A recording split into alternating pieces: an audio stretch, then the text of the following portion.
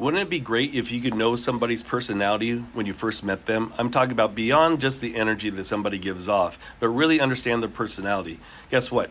In Chinese face reading, we could tell so many things about people. We could tell their personality, how they think, trapped emotions, and for some people, potential diseases. So lately, people have been sending me their photographs for me to read them. So let's check out our next participant. I want to thank Heather for submitting her photograph. And one of the first things I noticed about Heather is that she definitely has lots of friends. And we can tell when somebody has lots of friends because of the eyebrows. See how thick her eyebrows are?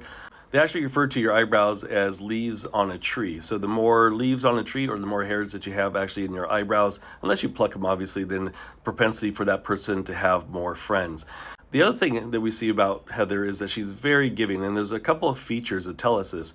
Number one, I can see her nostrils. When you can see somebody's nostrils, and especially the larger that the nostrils are, the more generous and giving they are. The other thing too is that the size of her mouth, and her mouth goes beyond the outside of her nose here. If somebody's mouth goes only to the very edge of the nose, and that means that somebody has a small mouth. If a person, even smiling, has a mouth that goes beyond the outside edges of the nose, that means that they're a very giving person. So when you combine both of those traits together, then that further enhances. One of the things in Chinese face reading that we talk about is that we have certain traits that show up, but there's other features definitely on the face that could either enhance that certain feature or trait or diminish its effects.